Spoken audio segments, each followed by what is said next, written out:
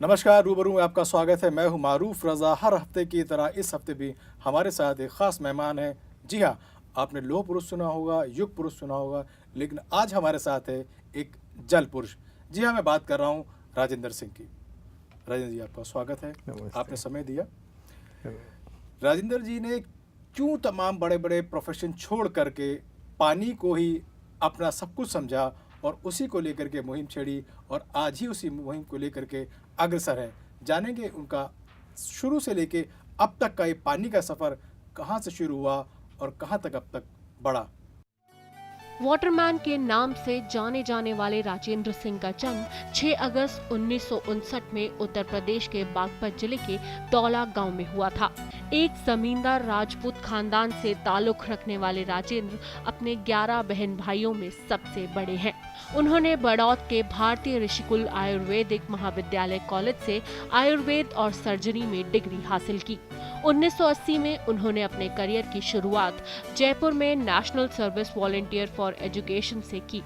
1984 में अपनी नौकरी छोड़ 23,000 रुपयों में अपना घर बेचकर जनता की सेवा में जुट गए और राजस्थान के अंदरूनी इलाकों की तरफ निकल पड़े, जहां उन्होंने पहले जनता को शिक्षित किया और बीमारों के बीच काम किया।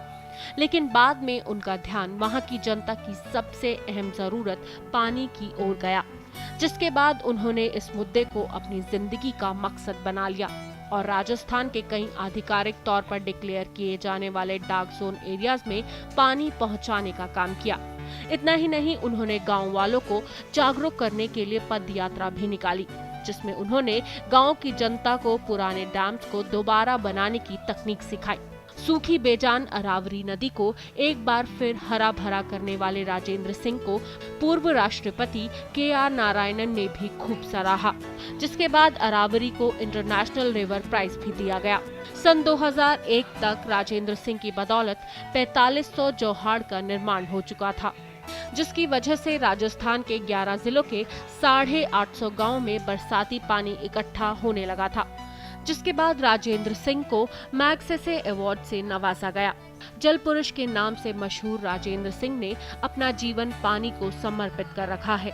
उनका मानना है कि भ्रष्टाचार और काले धन से भी ज्यादा पानी को बचाना अहम मुद्दा है। राजेंद्र जी, पॉलिटिकल पार्टीज, इंजीनियर, डॉक्टर, किसी भी पेशे को आप जा सकते थे। ये पानी को ही इतना बड़ा आपने मुद्दा बना लिया कि आज आपको लोग जल पुरुष के नाम से बात जानते हैं।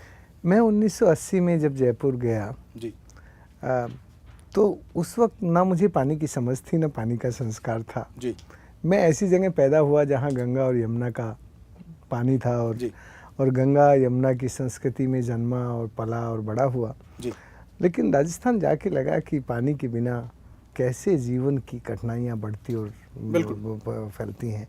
मेरा जयपुर में पोस्टिंग था भारत सरकार में, तो उसके आसपास थानागाजी का इलाका जो बिल्कुल उजड़ गया था, बेपानी होकर उजड़ गया था। जी। और उजाड़ने का काम किया था हमारे विकास के भूत ने। विकास का भूत ग्रीन रिवोल्यूशन के नाम पर इरिगेशन बढ़ाने के लिए हम लोगों ने बहुत बड़ी सब्सिडी कुएं बनाने और ट्यूबवेल बनाने पर दी, और किसी ने भी धरती के पेट को समझा ही नहीं कि धरती के पेट में पानी है कि नहीं, इसमें ट्यूबवेल लगने चाहिए कि नहीं लगने चाहिए, कुएं लगने चाहिए कि नहीं, और बेबुनियाद पैसा खर्च हुआ और धरती के पेट में पानी नहीं था। धरती के ऊपर का पानी भी, सतही जल, अधोसतही जल, भूजल और पाताल जल, चारों पर हम बेपानी थे और लोग उजड़ गए थे। लोगों की जिंदगी में लाचारी, बेकारी और बीमारी थी। तो मुझे तो पानी का काम आता नहीं था।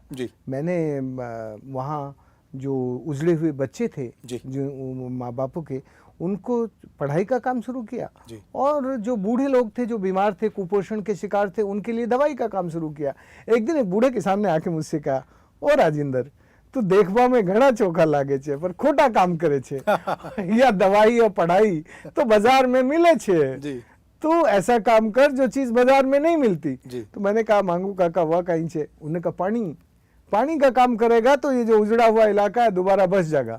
तो मैंने कहा, मांगू काका मुझे नहीं आता। तो मांगू काका ने तपाक से कहा, मैं सिखा दूंगा।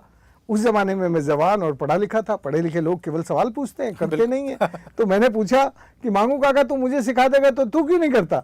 और ये सुनते के साथ उसकी आंखों में आंसू आ गए। उसने कहा, अरे भाई मैं ही करे छा पर जंदाड़ा से अब उठ पड़वे लाग्यो ना, गांव बट गयो, अब माँ की कोई सुने ही को नहीं। तो एक तरह से मांगू काका ने मेरे दिमाग में जो पढ़ाई की धूल मिट्टी जमी थी उसको साफ किया जी और मुझे पानी का काम करने के लिए प्रेरित किया। जी बस 1985 में पहला तालाब गोपालपुरा गांव से बनाना शुरू किया। जब पहला काम शुरू किया तो बहुत मुश्किलें थी, क्योंकि मैं उस इलाके का रिजेक्टेड यूथ था और लोग वहाँ थे नहीं, जवान लोग थे नहीं, सब उजड़ के शहरों में चले गए थे। और जो कुछ एक दो बूढ़े कुछ पॉलिटिशियन टाइप लोग थे, उनको तो सिवाय निंदा करने के और कुछ आता नहीं है। उन्होंने कहा ये बाहर से आया है, पढ़ा लिखा आदमी है, ये यहाँ से पता नहीं क्या लेके चला जाएगा, सब यही कह रहे थे। कोई कह रहे थे ये जमीनों पे कब्जा कर लेगा, कोई कह रहे थे ये तालाबों पे कब्जा कर लेगा, ये क्योंकि तालाबों के साथ जुटा है। तो ये सब मेरे बारे में बहुत सारी बातें, भ्रम पैदा किया जा रहा था। और उन्हीं दिनों में पंजाब के अंदर ये बड़ा आतंकवाद था, तो कुछ लोग कह रहे थे कि पंजाब से भगा हुआ आतंकवादी है। तो मैं आतंकवादी भी था, डकैत भी था, बच्चों को उठाने वाला भी था, सब कुछ आरोप मेरे ऊपर उन दिनों में लगे थे। पर मैं इनकी परवाह किए बिना पानी का काम करता रहा। और 1988 में हमारा एक काम पूरा हुआ गोपालपुरा का। और 1988 में बहुत अच्छी बारिश हुई, कई सालों से बारिश नहीं हो रही थी, अकाल पड़ रहा था। वो जैसे ही बारिश आई तो वो पानी का जो हमारा बनाया हुआ बंधा था वो भर गया और उसकी जो डाउन स्ट्रीम थी उसके कुओं में पानी छलछलाने लगा। जैसे ही पानी छलछलाया तो हमारे गांव के लोगों ने अपने सारे गांव के जो जवान लोग बाहर चले गए थे उनको बुलाया कि गांव में पानी आ गया, आओ खेती करते हैं। और ये बच्चे लोग जब वापस शहर से गांव आए, इन्होंने खेती शुरू की। मैं समझता हूं कि ये जो भारतीय ज्ञान तंत्र है, ये जो इंडिजिनस नॉलेज सिस्टम है और ये जो इंडियन विजडम है, इसमें एक चीज तो है कि प्रकृति के प्रति स्नेह भी है और समझ भी है। लेकिन कई बार ये जो विकास का लालच है उसको भूल के बीमार होता जाता है, इसका दिमाग भी बीमार होता है और ये बीमार होता चला जाता है। उसके कारण ये सब जवान लड़के शहरों में मजबूरी में आ गए थे। राजेंद्र, सवाल ये पैदा होता है कि आपने एक बिल्कुल नई परंपरा शुरू करी। सरकारों ने पहले भी कोशिश की, अभी भी कोशिश करे नदियों को जोड़ने की, नदियों का राष्ट्रीयकरण करने की। क्या लगता है वो काफ़ी नहीं थी जो आपको इस सोच के लिए मजबूर कर चुकी? देखो, जब हमें आज़ादी मिली उस वक्त भारत की हर जगह पर पीने का पानी था जी। किसी भी नदी में जाके हम आचमन करके पानी पी सकते थे। आज एक भी नदी हिंदुस्तान में ऐसी नहीं बची है कि जिसका पानी हम पी सकें और जिसको नदी कह सकें। आज हिंदुस्तान की सारी नदियां नाले बन गई हैं। आप दिल्ली में राजधानी में आइए, यमुना नाम का नाला मिलेगा। भारत की सांस्कृतिक राजधानी बनारस में जाइए, गंगा नाम का नाला मिलेगा।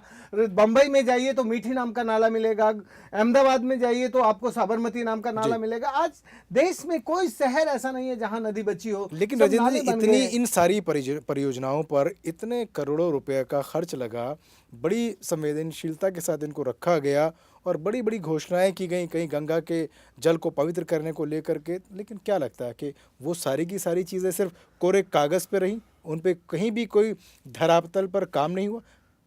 देखिए, ये योजना जिस मंशा से अनाउंस हो रही थी वो मंशा ही ठीक नहीं थी। और जब आपकी मंशा ही ठीक ना हो तब चीज़ें ठीक नहीं होती। जैसे अभी नदी जोड़ योजना पिछली 9-10 साल पहले बहुत ज़ोरों से अनाउंस हुई थी। 9-10 साल पहले जब ये योजना अनाउंस हुई थी तब मंतव्य ये था कि साइनिंग इंडिया कह के कुछ ज़्यादा वोट भारत के समाज के इकट्ठे किए जा सके, प्राप्त किए जा सके। और समाज को ये समझ में आ गया था कि नदी जोड़ तो क्या करेंगे, ये तो नाले जोड़ने का काम करेंगे, नदी तो अब कोई बची नहीं है। नाले जुड़ेंगे और भ्रष्टाचार जुड़ेगा, क्योंकि इन नदियों को लेके देश में इस वक्त सबसे बड़ा भ्रष्टाचार तो नदियों में ही है। और भ्रष्टाचार के कारण ही नदियां नाले बनी हैं। बिल्कुल। नहीं तो यदि सदाचार होता तो सदाचार में कभी कोई नदी नाले नहीं बनती। सदाचार तो नालों को नदी बनाता है। तो भ्रष्टाचार ने नदियों को नाले बनाया। तो भारत का समाज जानता तो है ही थोड़ा बहुत, और इसी कारण मैं समझता हूं कि वो वोट नहीं पा सके, किसी दूसरे को वोट मिला। और जिन दूसरों को वोट मिला वो उनसे भी ज्यादा होशियार थे। उन्होंने क्या किया कि गंगा नदी को राष्ट्र नदी घोषित कर दिया, और वो केवल नाम के लिए घोषित किया। और वो चुनाव में जीतकर बड़े बड़े मतों से चुनाव जीत के आए। 2009 में दोबारा उनको सरकार बनाने का मौका मिला। लेकिन गंगा वैसी की वैसी रही। गंगा तो और ज्यादा मैली हो गई, नाला बन गई। माफ करना, जब गंगा एक्शन प्लान बना तब गंगा केवल मैली थी।